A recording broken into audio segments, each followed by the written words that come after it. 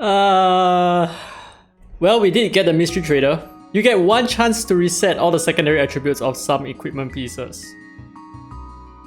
Oh my god, it's my birthday. You can buy 7 copies of Ninsun. 7! So it's entirely possible, I think. I think it's entirely possible for you to get, I mean, it has to be possible, right? So you can get 7 copies of her, which is a complete R6 version of her immediately. This is a must-have, okay? So I'm super hyped about this. I thought they were gonna delay it until maybe like 3 months later where she's usable again. But with this makes her extremely strong. This makes her so powerful. So on her R4, like I said before, when any of your allies are controlled, which is what her R6 is very capable of doing, your entire team, I think it's your entire team, gains speed.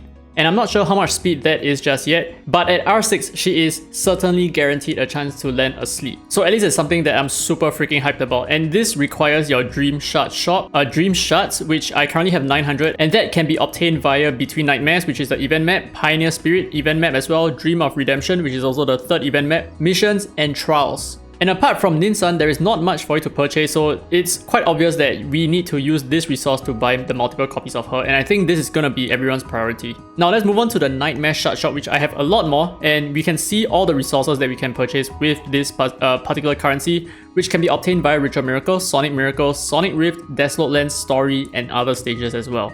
So with this currency, we can buy the Dream of Redemption name card, we can buy a Shimmer record, pretty much the same Inferno record because Embla is Inferno, and we can buy 8 gold records, 1 legendary Abilimon, and the rest are kinda like, okay, not bad, decent items. And of course, we also have the Trials, which is basically whatever that we had in the Yuntron Trial, so it is just gonna be a boss fight, and we will be fighting against Embla herself. So same thing, there is gonna be the ranking reward, so I think if you're like top in your group, you're gonna gain, you're gonna gain a legendary Abilimon, and if you're top in the world ranking, seems like there is nothing here. Now, how the event plays out is just essentially free. Like, there is nothing here that costs you anything. You can actually clear this whole thing on your own. Like, for example, this previously requires us to use a little bit of stamina or to harvest some resources using stamina, right?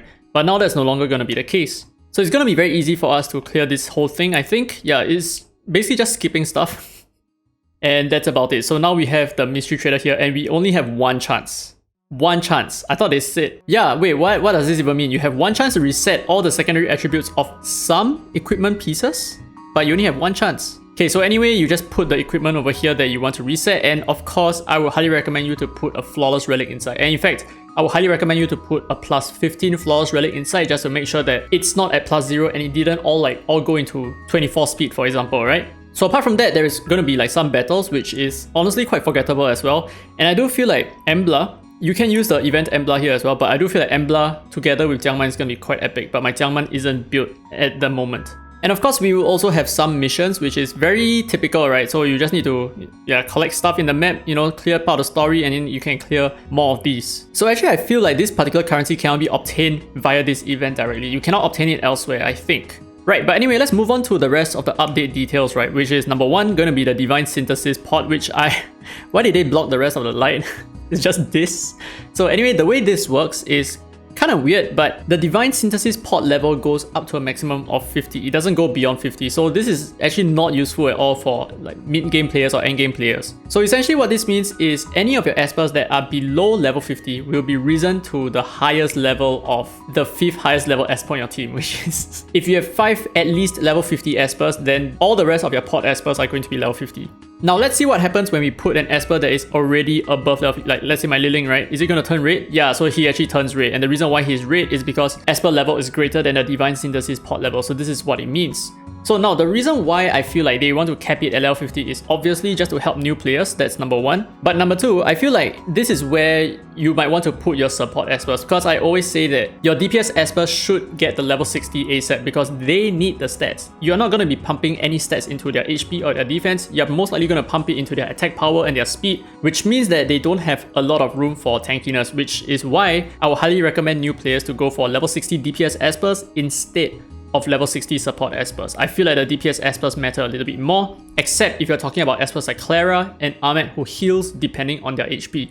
Now for the rest of your supports, right, so for example, if you have Nusi, you have Unas as well, they can definitely fit into the pod. Same goes for Abigail as well. They do not need the extra stats because you are going to be pumping a lot of HP into them, so they do not need the extra stats from leveling up. So this is how I feel like Divine Synthesis should be utilized, especially for like new players. Now, other small changes, right? So the ability upgrade is no longer in the growth screen. It is now in the abilities page. So you can just upgrade your skills directly over at the abilities page. And one more thing that I'm super hyped about is this shortcuts, which is kind of odd. So this is how it looks like, right? You can actually customize it, but what you must understand is there are some things that you cannot move around for some reason, right? So you, for example, you can remove the shop, you can remove the club. They have the minus sign over here. You can absolutely do that, but you cannot remove like Espers, Echo, Missions, Bounty.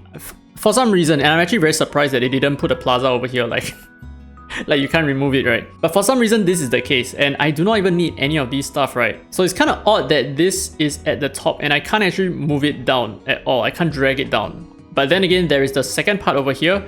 It is a little bit better, even though there are some perpetual items here as well. So Sonic Rift, like why? Why Sonic Rift? Ritual Miracles, okay. Point Wall, you can like push it down a little bit, right? At least allow me to rearrange all of these. And Cube Miracle, are you serious? And Expedition, okay, Expeditions make sense. But where's my Dark Star Lord and where is my Holo Battles? I need these over here. Those are the most important things. Or at least I say they are the most important things because they are the most annoying to get to, right? You need to click so many times. Now, a very interesting thing about that tool is that you can actually access it from many different places. So like, for example, if you are in the relic page, and if let's say you are trying to enhance this, right? For some reason, this actually pops up as well. You can actually click it, like from this random page, you can actually select it for some reason. Okay, but now since we are at this page, let's go ahead and show you what the new instant upgrade looks like. So let's find a relic that is worth upgrading. And of course, as you can see, the relics all look pretty damn ugly right now. Okay, so like for example, this relic here looks pretty good. So this is a war machine, which is now called Combat. Okay, let's enhance it. So the way that I would suggest you to do it is to click Auto Enhance, level 3, instant it first, and see what you get. If you get something good, then wow. Okay, if you get something good, you can just go straight to plus 15 and just click instant, and this is how it looks like. Yep, that's about it. Very nice spread. I like this a lot. Wow, this relic is actually really good. And there is this thing over here which is obtain gold. Oh, okay. What did I expect? Now there is also a function here called quick enhance, which means you can just quickly enhance all the relics that you have that is below plus 15. So let's actually go ahead and find some of my Espers with below level 15 relics. Okay, so I have 2 plus 12 relics over here, so let's go ahead and quick enhance. Wait, what? They have exceeded the level limit. Why is that the case? Why is that the case? I can freaking... What? How does that even work? So I guess there's a level limit of plus 12 maybe. I'm not sure. Okay, you know what? I spoil you guys too much. Alright, so let's test out what the level limit looks like. So we're gonna quick enhance and oh, okay, so it goes from level 3, 6, 9, and 12. So these are what you can set. You cannot set it to plus 15 for some reason.